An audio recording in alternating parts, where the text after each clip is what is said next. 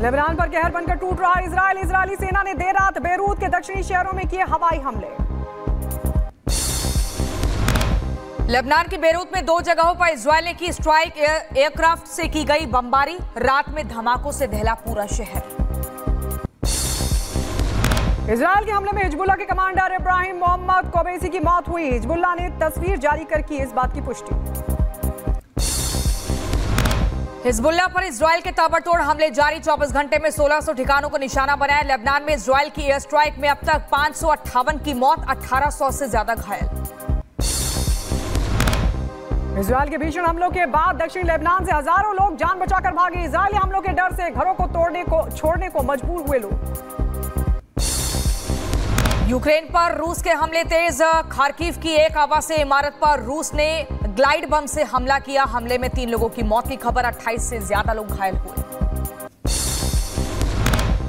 गुजरात के साबरकांठा में सड़क हादसा हुआ। तेज रफ्तार ट्रेलर ने कार को मारी टक्कर। हादसे में 7 लोगों की मौत। रेलवे ट्रैक पर युवक को रील बनाना भारी पड़ा।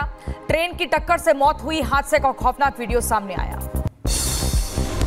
फिरोजाबाद में पेट्रोल से भरे टैंकर में लगी भीषण आग। दमकल की गाड़ियों ने पाया आग पर काबू। लगातार फोम डालकर टैंकर को फटने से बचाया गया। झांसी में पालतू पिटबुल ने सांप से बचाई घर वालों की जान। घर में गार्डन में घुसे किंग कोबरा को मार गिराया। सांप और कुत्ते की लड़ाई का वीडियो वायरल हुआ। आईटीबीपी के जवानों ने माना पोस्ट पर बचाई पर्यटक की जान। सेल्फी लेते वक्त पहाड़ से गिर गया था ये पर्यटक।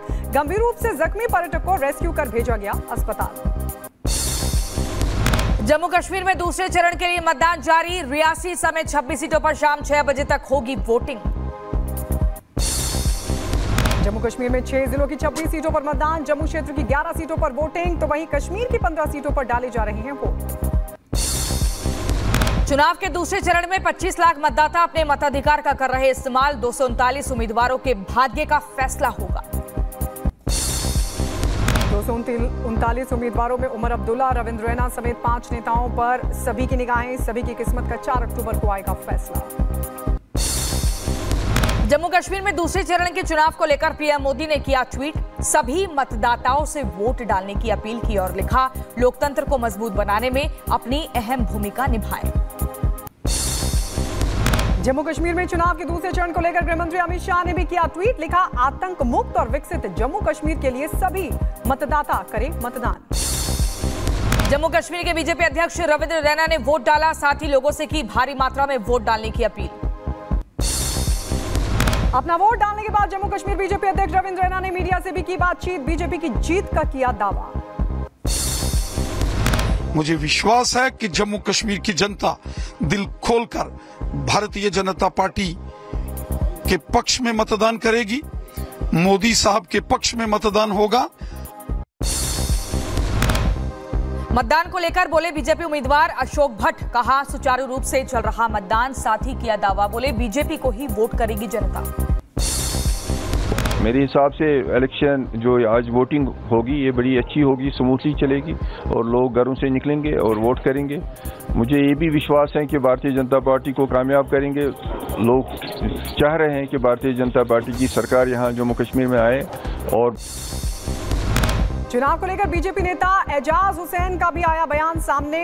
बोले, लोगों का लोकतांत्रिक व्यवस्था में बढ़ा विश्वास। विकास के लिए वोट करेगी जनता। इस तरीके से लोगों का भरोसा आज डेमोक्रेटिक सेटअप में आ गया है।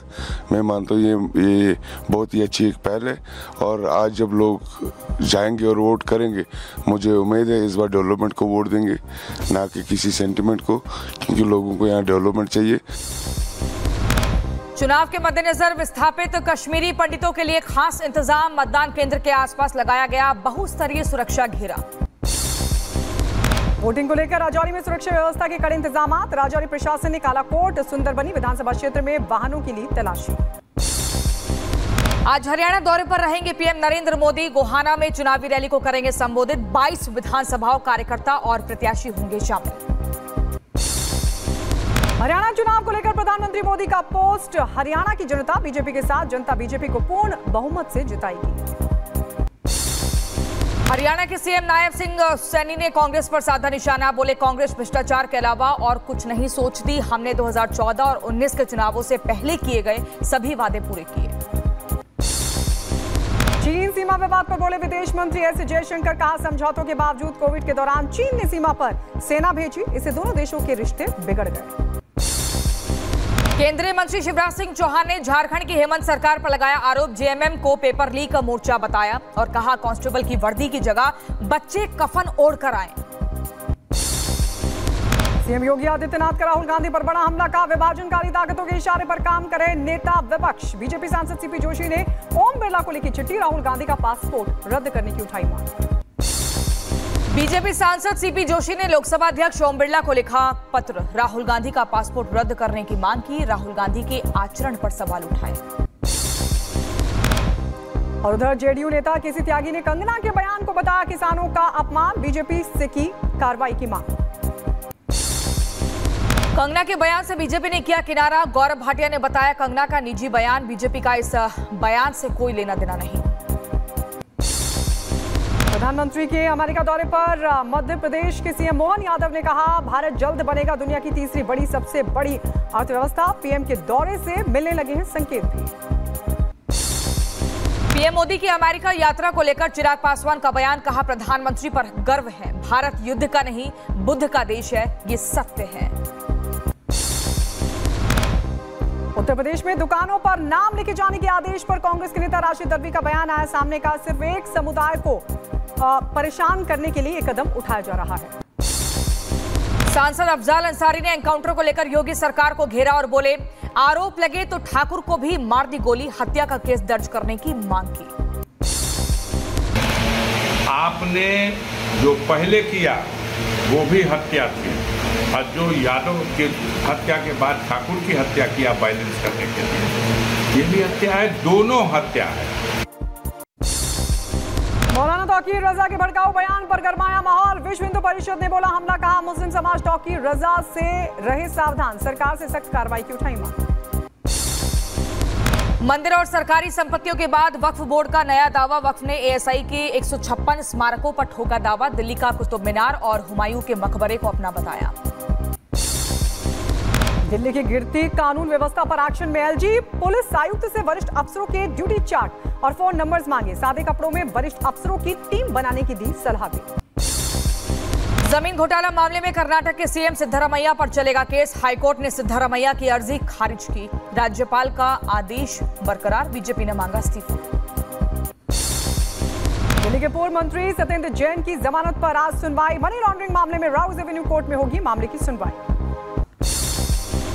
पश्चिम बंगाल शिक्षक भर्ती घोटाला मामले में आज सुप्रीम कोर्ट में सुनवाई। हाईकोर्ट के आदेश के खिलाफ राज्य सरकार ने दायर की है याचिका।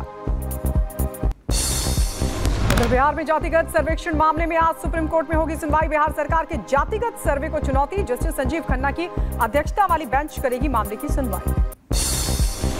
उत्तर प्रदेश के संभल में एनआईए की टीम ने छापेमारी की। एक टीचर और एक टेलर को हिरासत में लिया। आतंकी संगठन के साथ कनेक्शन का शक। एनआईए की पूछताछ जारी।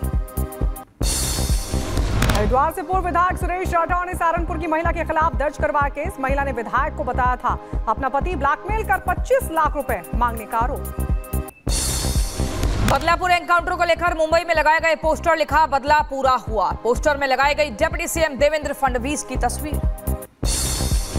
रेल मंत्री अश्विनी वैष्णव ने कवच सिस्टम से लैस ट्रेन में की यात्रा। Automatic train protected and system का परीक्षण किया। ट्रेन डिरेल की साजिशों पर मंत्री अश्विनी वैष्णव सख्त। कहा रेलवे के खिलाफ साजिश बर्दाश्त नहीं। साजिश करने वालों पर कठोर कार्रवाई होगी। आंध्र प्रदेश के अनंतपुर में बदमाशों ने राम मंदिर के रथ में लगाई आग। स्थानीय लोगों ने तुरंत आग पर पाया काबू। पुलिस ने केस दर्ज कर जांच के लिए टीम का किया गठन। तिरुपति मामले पर बोले बागेश्वर धाम के पीठाधीश्वर धीरेन्द्र शास्त्री। कहा प्रसाद में मिलावट सनातन के खिलाफ सुनियोजित षड्यंत्र। दोषियों को मिले फांसी की सजा। गेमिंग ऐप के चलते कर्जे में डूबा उन्नाव का सिपाही। ऑनलाइन गेमिंग में हारे 15 लाख रुपए। मदद की गुहार लगाते हुए कहा अगर कर्ज नहीं उतरा तो आत्महत्या करने पर हो जाएंगे मजबूर। मैंने सर बैंक से लोन लेकर सर और इधर उधर लोगों से बाहर लेकर सर मैं ऑनलाइन गेमिंग में बहुत सारा पैसा हार गया सर। 10 से 15 लाख। बाराबंकी में पुलिस की गाड़ी के पास दबंगों ने मारपीट की। तमाशा देखती रही पुलिस। लोगों ने किया बीच बचाव, लेकिन पुलिस ने कोई एक्शन नहीं लिया। उत्तर प्रदेश के आजमगढ़ में पुलिस और गो तस्करों के बीच हुई मुठभेड़। एक बदमाश के पैर में लगी गोली। पुलिस ने 2 बदमाशों को किया गिरफ्तार। पशु तस्करों के साथ तमंचा, कारतूस, बाइक बरामद। यूपी के बागपत में थूक लगाकर रोटी बनाने का वीडियो वायरल हुआ। टटीरी कस्बे में चिकन कॉर्नर ढाबे पर थूक लगाकर तंदूर में रोटी डालता हुआ दिखाई दे रहा शख्स पुलिस मामले की जांच में जुटी। उधर मुजफ्फरनगर में पुलिस ने फर्जी कंपनी का किया भंडाफोड़। फर्जी कंपनी बनाकर 925 करोड़ के फर्जी बिल बनाकर ठगी को दिया अंजाम। मास्टरमाइंड अजीम खान समेत 7 आरोपी धरे गए। यूपी में अपराधियों के खिलाफ लगातार एक्शन जारी। अमेठी में पुलिस के खौफ से बदमाश तालाब में कूदे। पुलिस ने कड़ी मशक्कत कर चारों बदमाशों को गिरफ्तार किया। दिल्ली के शकरपुर इलाके में महिला किराएदार के बाथरूम और बेडरूम में खुफिया कैमरा लगाने का हुआ बड़ा खुलासा। मकान मालिक का बेटा हुआ गिरफ्तार। वीडियो स्टोर करने में इस्तेमाल 2 लैपटॉप भी बरामद।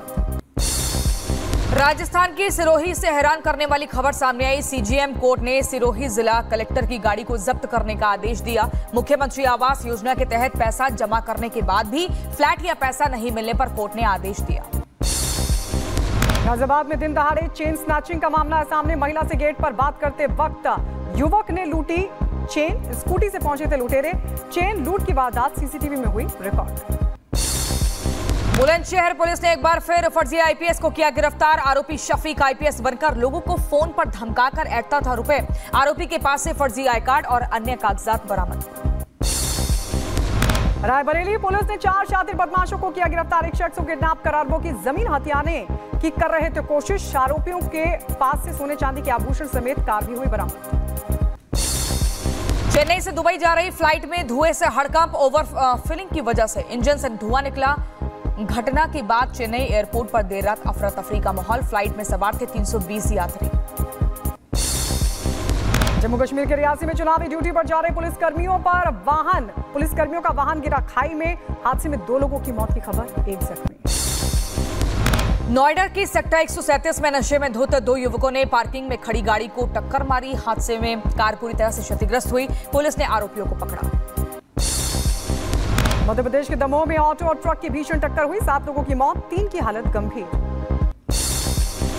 दमोह हादसे पर सीएम मोहन यादव ने जताया दुख। 2-2 लाख रुपए की मदद का ऐलान किया। कहा दुख की इस घड़ी में हम सब शोकाकुल परिवारों के साथ हैं।